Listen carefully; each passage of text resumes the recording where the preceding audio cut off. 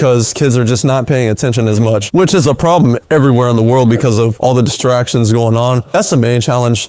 And I think that for me, I always like to hold kids to a high standard. And for me growing up, I didn't have a trainer ever. And I just had to go out there on my own, be my own internal motivator. You also have to have the mindset of like, I need to get better on my own. At the end of the day, like, you're the one that's going to make it. I mean, I feel like I always knew I would be doing something with basketball in life. I just didn't know exactly what that would be, whether it was playing, whether it was coaching, whether it was, I don't know. Right. I just knew like basketball. There's a lot of different things that people didn't see, but that's the beautiful part of it. Like, yeah, I vividly remember, and I'm still grinding to this day. It's not like I'm done yet. Like, I feel like I still haven't even done anything.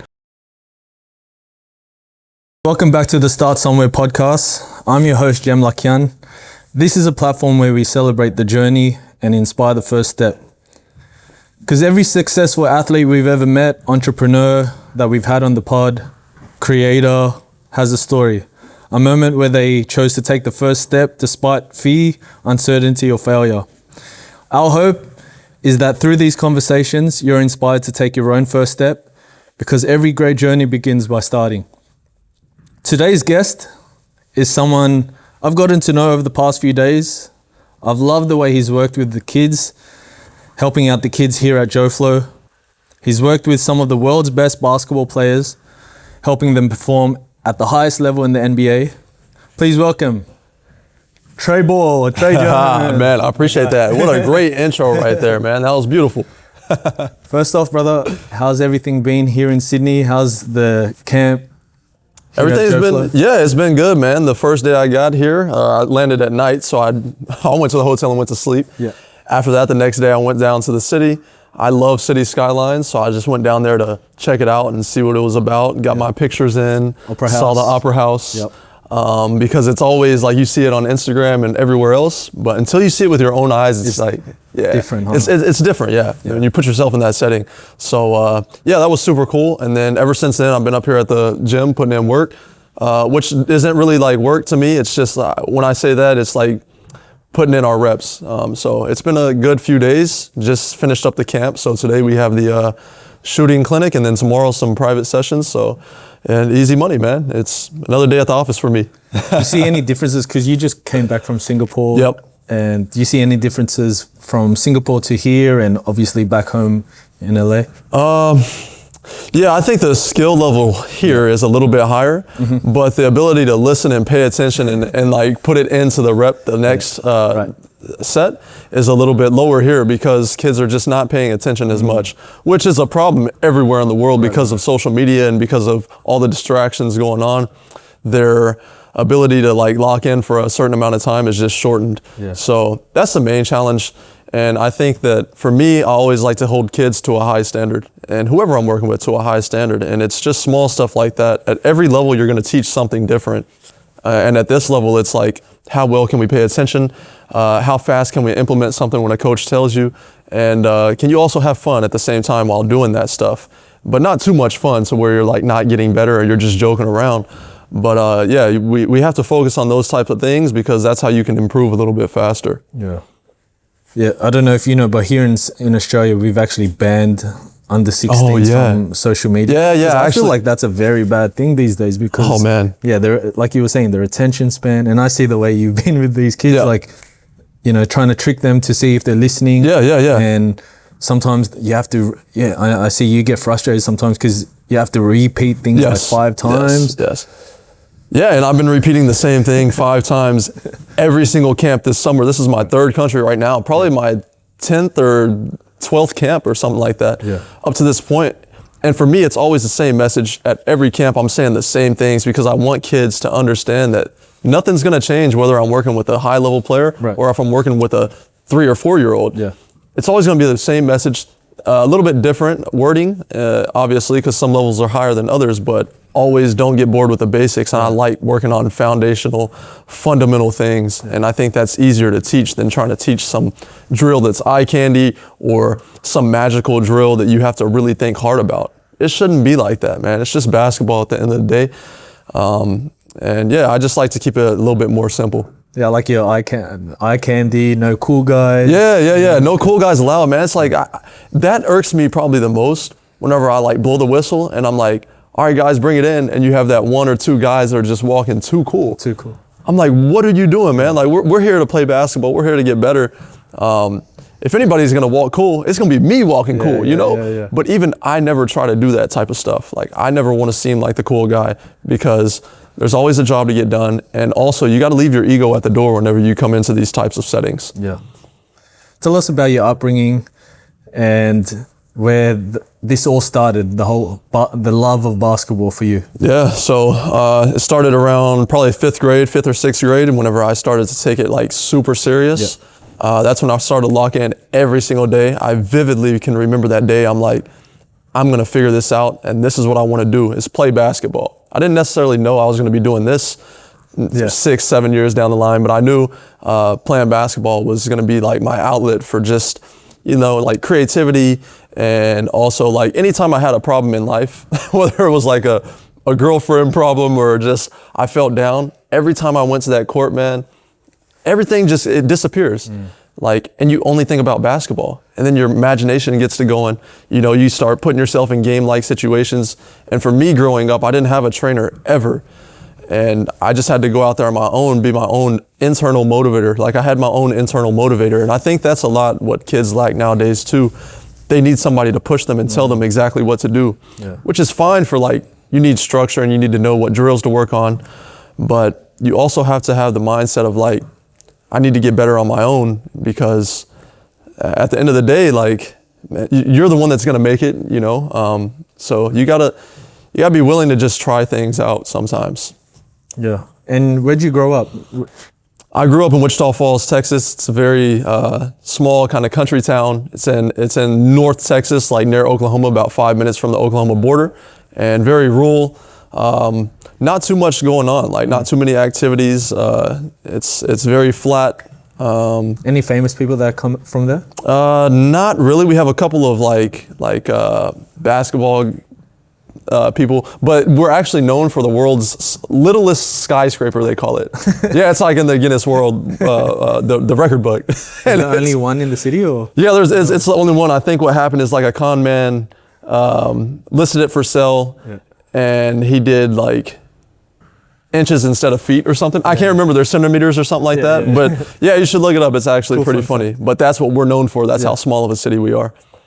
And did you grow up playing with anyone that is in the league now or in college? Yeah, I grew up with a couple of guys. Like one of the guys I used to look up to in high school. We went to the same high school. His name is Marcus Foster, and he went on to play at K-State. He was like one of the like first guys out of our city to like really make it to like the next level. There's also another guy named Richard Ross. He went to Old Dominion University, and he was like my mentor through high school when Marcus wasn't around. I have a lot of different people. Keon, another guy named Keon, KD, one of my best friends, and then more people in college. Shout out to Derek. But yeah, there's a lot of people along the way that have like helped me, whether it was in the sense of like, you know, being there at the park with me, playing against me, kicking my ass at the park. You know, I had a lot to learn, or just give me advice, or just taking me under their wing and showing me different things, whether it was basketball or just like real life things. Yeah. So when was the moment that you thought this could be my, you know, my career going forward, moving like, because you played in college. Yeah. And then, you know, a lot of people, if you know, after college, it's like, well, what am I going to do now? But some people go into the workforce, or some people go down a very dark road. But then when did you know this was going to be your life? Man, I mean, I feel like I always knew I would be doing something with basketball in life. I just didn't know exactly what that would be, whether it was playing, whether it was coaching, whether it was, I don't know. Right. I just knew like basketball. Like whenever I first got out of college, like I said, it was COVID time. So I'm like, this is time to figure some stuff out. Yeah, so and I was also a businessman, So I ended up starting an essential oil company right out of college. I started, as in the ones you put in. Yeah, bro. Like, Like, I love you know, COVID was one of those times where it's like an awakening too. It's like where everyone start eating orange pills and like green teas and all that stuff. So yeah, I ended up doing an essential oil company, and then I ended up making a magazine. And then I worked at a pizza shop whenever I got to LA, and I was just throwing pasta at the wall and seeing what sticks. But I always knew it would come back to basketball. So I ended up buying a tripod one day, and I'm like, you know what? I'm gonna just start making videos of me working out, just like I would always work out. Yeah, that's good. You know, it's second nature. And also teaching kids basketball is second nature because I'm a hooper, you know, so it's like easy to do, never feels like a job. I actually haven't even worked in like 6 years, man. Like so it's crazy. Job. That's crazy. So like even this, I don't consider this work, man. Like doing basketball camps and traveling the world, it's like great opportunity that orange ball has, it's a dream given for me. a lot of people. Yeah, man. I'm very thankful and but at the same time, I know the work that I've put in to get to this point. So it's like, there's no secrets to success. Speaking of the grind, you know, people see you on socials. I think you have close to 350,000 followers now, the grind that you were talking about. And people see the NBA players that you coach or you train with and train as well, skills train.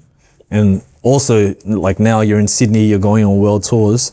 Tell us about the things that people didn't see behind the scenes for you to get to this point. Where do I start with that, man? They didn't see the police knocking at my van door like, hey, what are you doing here? You know, this is a 5-hour parking spot. Hey, I can't even move the van because my battery's dead. So I'm like over here making up lies. They didn't see that. They didn't see me going to 24-hour fitness to take a shower because I had no apartment. They didn't see me handing out business cards to random big companies in the city with essential oil products and having a catalog of essential oils that I didn't really know much about, but was just trying to make a way. There's a lot of different things that people didn't see, but that's the beautiful part of it. Like, it can be beautiful and also a little bit annoying sometimes because, like you said, people only see like the great things that you do, and they don't see like, and people always wonder how did he get to that point, or how did he get with that player? Dude, everything is very like, it's very different. You get different things come up, especially if you're in a city like LA where there's different opportunities every corner you turn.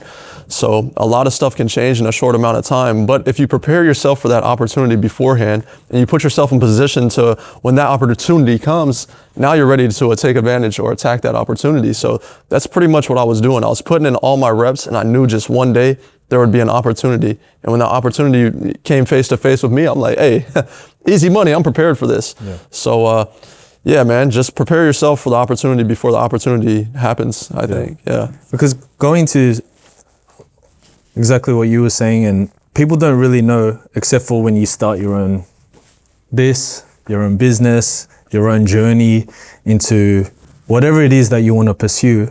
But the only people that really understand it are those that are in that grind, right? Yeah, they call it the man in the arena. That's what, exactly. Yeah. But some people that, I know so many entrepreneurs that have the things that they tell me that they have to do, and it's like a 24 around the clock type thing. Man, yeah. Like there was, I vividly remember, and I'm still grinding to this day. It's not like I'm done yet. Like I feel like I still haven't even done anything. And I think that's what motivates me the most is like, I haven't touched enough kids' lives. Not enough people know me. I haven't been to enough countries to share my knowledge with basketball. We were talking behind the camera. You haven't even been to the Philippines. And man, this is this is like my second most market. Yeah, bro. So I'm like, there's so much to do, and I wish I could do it all tomorrow. But I understand too, that's not how it works, man. Things take time. And just like I got to this point, there's going to be another point I get to, and then another point.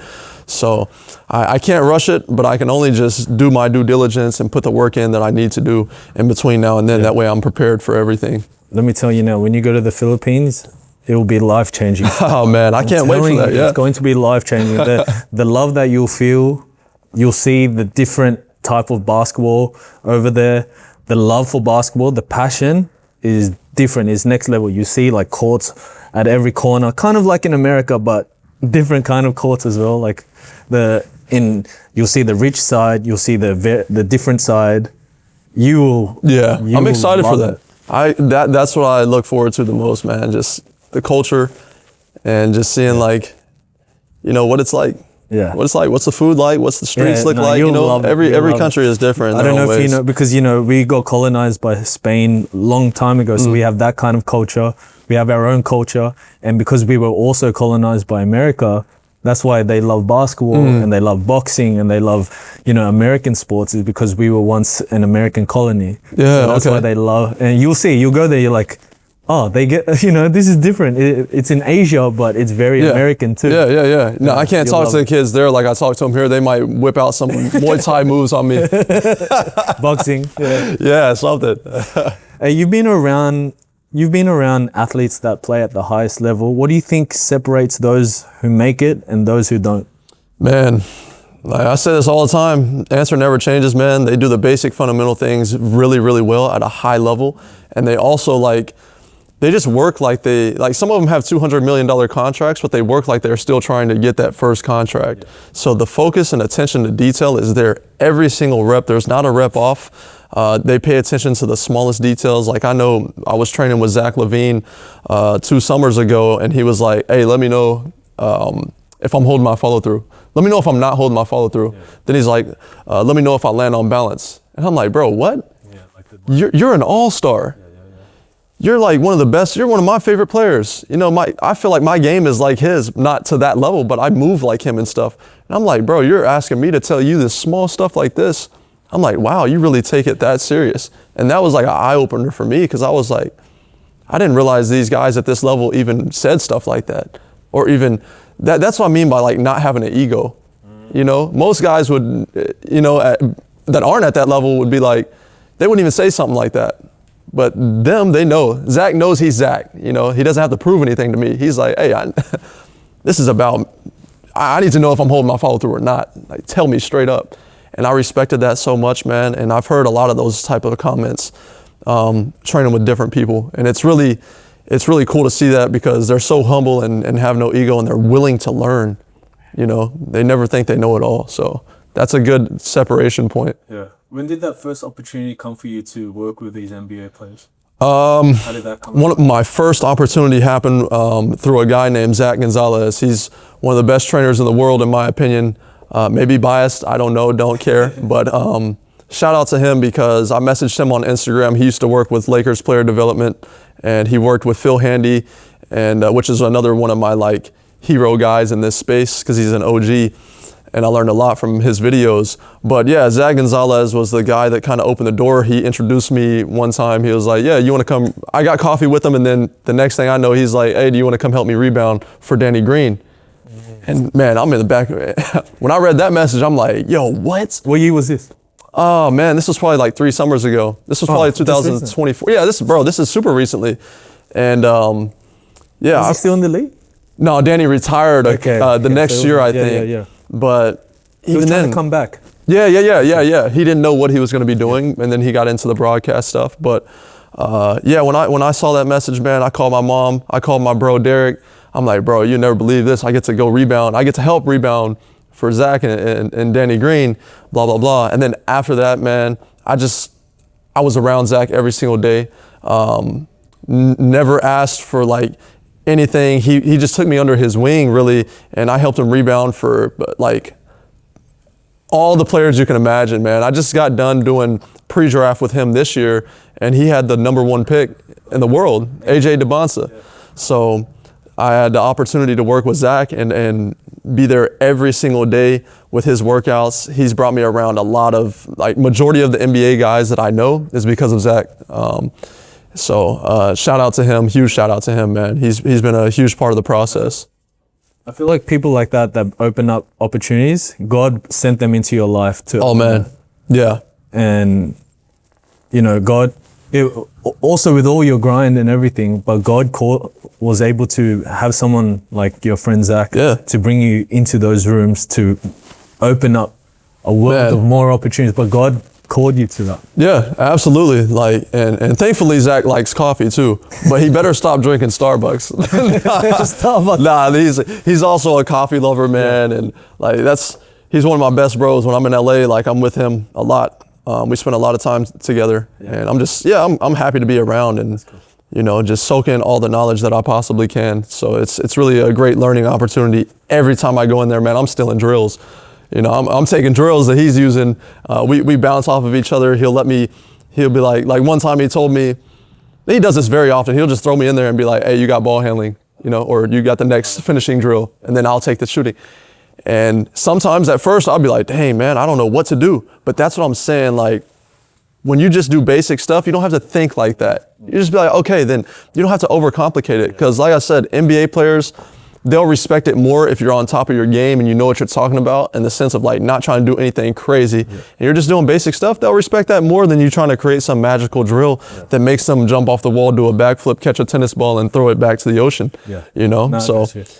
Yeah, I'm the biggest Kobe fan, so I've watched nearly every single interview, nearly everything about Kobe. Yeah, and he's like the biggest advocate for fundamental basketball. Dude. And he talks about how, you know, the difference between when he was in Europe, I mean, when he grew up in Italy compared to America in AAU, and how kids don't even want to do the drills now. They just want to play ball. They don't want to do the drills. But Kobe, he's the GOAT to me. He's the greatest of all time. Drills in fundamentals, does 1,000 of the same move all the time. He will just do the exact same move. And you see it when he comes, because he doesn't have to think on the court anymore. Just same move, same move. It's crazy you say that right now, because I was working out with Zach LaVine, and I was telling Zach, like, we're not going to do anything crazy, which he probably already knew this, like, but I was telling Zach, like, yeah, we're not doing anything crazy, bro. And he was like, Trae, let me tell you something. One time I watched Kobe work out, and he did the same move for an hour straight. And I was like, there's no way. He was like, nah, bro. He did the same move for an hour straight. When he told me that, I'm like, hey, my job is easy. I don't have to think about this stuff. Because before you get any high-level player, just inevitably, as a human, and you know, you're trying to get called back again to do this workout, you're trying to think of like, okay, what's my best drill that I can show him with ball handling, with finishing, with shooting, with the, you start getting overwhelmed. You make a game plan, then you get in there, you don't even do the game plan. You know, you have to be a human with these guys, and they'll respect that. Yeah. No, that's cool. I like that you had that. And you can see as well that Zach LaVine has, like, Kobe is one of his idols, the way he plays. Yeah, for sure. Yeah, exactly. Oh, no, he didn't have that moment. That was Andrew Wiggins that had that moment with Kobe. Do you remember that moment where he did the shimmy, he did the back, then he faded, and then Kobe goes, I see it, and then he goes, yeah, I got it from you. Remember that? Yeah, he goes, I got it from you. Yeah, of course, 2014. Yeah. Trae, if someone is watching this today and they're fearful to take that first step towards their dream, what would you tell them? Jump. Yeah. Who gives a shit, man? You have to go out there, you have to put yourself into that environment.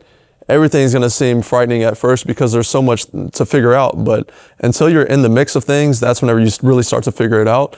You just got to go. And Nike has one of the best slogans, honestly, in the world. This is why they also sell a lot of stuff, because it's just do it. That's like the main theme in life, bro. You have to just go and do that. Yeah. Do you believe that your purpose is bigger than basketball? Because I've seen you with these kids. You're not just, teaching them skills. You're like, not disciplining them, but in a way, but you're kind of giving them life moments, and we're much older than these kids. Do you feel like your purpose is bigger than basketball? Oh, for sure, man. Like, yeah, basketball it's in the driver's seat, but there's also other things like in the back or in the passenger seat that are like, okay, we got life lessons over here, we got time management skills over here, we got respect back here in the middle seat, and we have something else over here. So it's like just allowing them to first feel at home, be comfortable, but also teaching them like how to stay on top of things in life in general, because at some point the ball stops bouncing for everybody, and you have to have those intangible skills to take somewhere else into another field, whether it's, because a lot of these kids are not going to go play at the next level. That's just the truth. And they have to still have those skills and abilities to go into the workforce and apply that stuff there. So I think that's super important. And yeah, definitely that's one of the callings for sure. Because, in life, when we were in high school and then you finish high school, and there's that part where, what is it that I want to do? And some kids go down one road. And a place like a basketball court or this program, Joe Flow Basketball, or everywhere that you've trained, keeps these kids off the street or keeps them out of trouble. Especially in this area, near our area here, there's a lot of things that happen and crime because the kids have nothing to do, or they don't have great mentors like yourself and like Joe Boy. So exactly what you were saying, you're not just teaching them skills and drills, and you're teaching them, when the next step comes, the discipline that it takes to build your business or go into that workforce. Yeah. you're teaching them all of that. Right, yeah. Or they could go, and we've seen it. It's very sad that I went to high school with a lot of people that have gone down a different road, and they are not, no longer walking the streets with us. Yeah, exactly. Yeah, it's sad to see, man, but basketball can be one of those outlets. And when you have a facility like this and the culture and community like this, then it's easier for other kids to buy in, and bring their friends, and then it becomes an influence, and that's really good for the community in general. So, who's the one player that you worked with that you loved working with the most, and who's the one player that you really truly want to work with? Wow, there's been a lot of players, but one that I enjoyed probably the most is Kyrie Irving. It wasn't my workout, so I can't take the credit for I was the one training him. It was Phil Handy's workout, and he invited me into the workout. I love Phil Handy. Man, he's that's my guy. So he invited me to that workout, along with Zach Gonzalez was there and a couple other guys. And it was in LA right before I came and did my summer tour. But it was just like one of them things, that's just like a Steph Curry. He's like a Hall of Fame player. So to get to see that and interact, and I had to guard him for like 30 to 40 possessions, and just that opportunity and how I felt, it felt like, I don't know, I can't even describe that feeling, to be honest, but that was one of my favorite ones because I'm talking mess to him. I'm trying to get stops on him. You're about the same height, yeah? Yeah. He actually called me the best defender, so I like that. That was cool. So shout out to him for that. But I'm out there trying to lock him down. I don't want you to score at all. I'm not trying to prove anything. I just want him to know, I know you're at this level, but I'm going to give you what you need to get better. I'm not going to be that guy to just let you run over me, because I understand you're coming back from injury, right? So we have to be safe in that sense, but I'm going to give you the challenge that you need. I'm not an NBA guy that's going to be guarding you in a real game, but I'm going to try my best to give you that look, So that was one of the most fun ones, just to see how he moves in person, and the jelly is real. The handle is real. Everything is real. He made me fall, actually. He stepped on my foot, though. Is there video? There's no video, but I did fall. He stepped on my foot, and I went up to him after, hey, can you please tell them you stepped on my foot? He was like, I'm like, come on, bro. But he knew he stepped on my foot, but it was a cool moment. It's not a bad thing to get fallen by Kyrie, because he's done it to everyone. Exactly. And that 2012 when he did it to Kobe and man, he's cooked. Yeah, he's very unpredictable. But I'll answer your question real quick. To the player that I would love to train with is Kevin Durant, because that's my favorite player. I would love that opportunity. So, Kev, we're manifesting it. KD, it will happen. I know he's in LA. And what's it called? Because is he your favorite player because of the way he plays, or is it because of the Texas thing? The way he plays, the way he doesn't give a shit, and he's very skilled at basketball. His game is pretty simple too. One dribble pull up, not too fancy, but he can put that ball in the basket. Yeah. How do you think they'll go next year? Oh man, they got one of my players, Bogdan Bogdanovic, just got traded to Houston. So now he's playing with KD. That's a little step closer to getting in the gym with them. Yeah, that's true. You thought that. Yeah, I'm about to text Bogey here in a minute. Hey, I need a favor. That'd be cool. Imagine you move away from it, you go back to Texas. Hey. You heard it here first, guys. Manifesting it. Hey Trae, thank you so much for doing this. How can everyone find you? Appreciate that, man. First and foremost, thank you for having me on the show. It's a pleasure. You can find me on Instagram. It's going to be Trae Ball, Trae Ball _ I guess we'll put that on the screen there. Yep. TikTok, it's Trae Ball, Trae.ball. I'm on YouTube also, just type in my name. And those are my 3 main platforms. Also on Facebook, but just type in the same name and you can find me there. Or you can find me in a city or a gym coming near you. In Manila. In the Philippines next. So yeah, man. That was cool. And on YouTube, just a question. On YouTube, is it just your shorts as well that you put up, or is it like videos, long? Yeah, there are just a lot of shorts. I have some long form content. Like I have a behind the scenes workout with Danny Green. I have like some vlogs that I've done at Complex Con in Vegas. And how about your Sydney vlog? How's that going? I need to get started on that. That's a funny question, but we were just talking about that before this. I got to start recording on my phone because I want to give people more insider. See Sydney, Yeah, man, and just like how it looks to be behind the scenes with Trae when he travels. So, yeah, I got to get that taken care That's of. cool. I got some Maybe we stuff can for you collaborate too. on this video on my page too. And I'll give you, Because you can do that now on YouTube. Yeah. You can. And then I've got some, the footage that Send it my way. Perfect. Yeah, you can use that. Hey, thank you once again. Absolutely, man. Appreciate you. Appreciate you, man. Easy God money. bless you on your next, easy money. Yeah. God bless you on your next, where are you going next? Next, I'll be in Turkey. Yeah. Paris. And then Paris, and then we got Zurich, Switzerland, then we got China. Yeah. God bless you on your, on the rest of your world tour. Let's get it, baby. Easy money. Guys, if this conversation has encouraged you, challenged you, or inspired you in any way, please make sure to subscribe to our channel, to Trae's channel, and share this episode with someone who needs it. And remember, no matter where you are in life, every expert was once a beginner, every champion was once unknown, and every great journey begins with one decision: to start.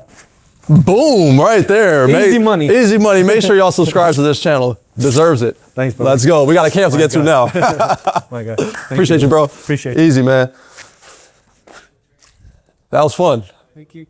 Yeah, I'll get straight to it. I got you. I'll throw my shoes on and get right to it.